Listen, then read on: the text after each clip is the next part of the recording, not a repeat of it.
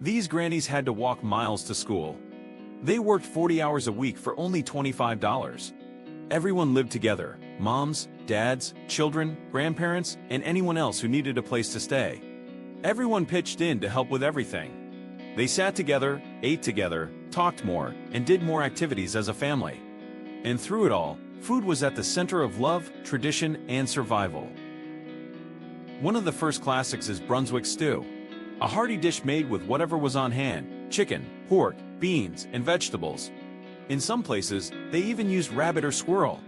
It simmered all day in a big pot, filling the house with an aroma that made your stomach growl hours before it was ready. Everyone knew when that stew pot came out, nobody was leaving the table hungry. Hoe cakes, or skillet cornbread, were fried golden brown in a cast iron pan. Served with a cold glass of buttermilk, it was simple but filling. Children would crumble cornbread right into their buttermilk, making a meal out of it. This was soul food at its core, basic ingredients turned into nourishment with love. No Sunday dinner was complete without fried chicken and gravy. Crispy, golden, seasoned to perfection, with gravy poured over hot biscuits or mashed potatoes. This meal was more than food. It was a reason to gather after church, to laugh, share stories, and be reminded of family roots. Tea cakes baked in the Johnny Cooker were the sweet treat every child waited for. Soft, lightly sweet cookies that reminded you of simpler times.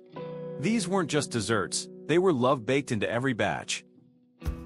Stuffed peppers with rice, beef, and tomato sauce stretched a little meat into a big meal.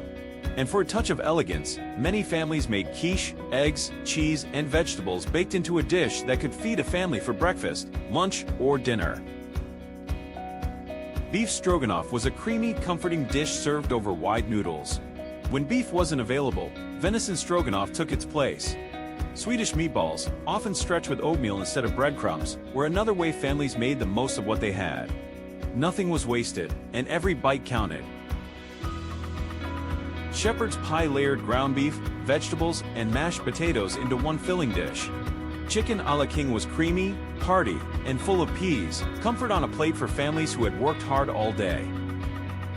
Turkey tetrazzini used leftovers in a way that felt brand new. And when times were tight, hamburger helper with peas and carrots was quick, cheap, and satisfying.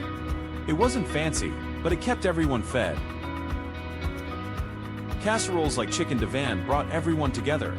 Creamy, filling, and topped with breadcrumbs or cheese, these dishes could feed a house full of people. And that's exactly what they did.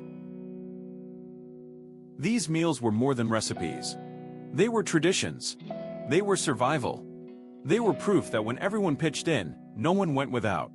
Families ate together, worked together, and loved together. Granny's classic and vintage meals remind us of where we've been and what we've lost. Maybe it's time we bring them back, sit down together, share stories, and taste a little piece of history again.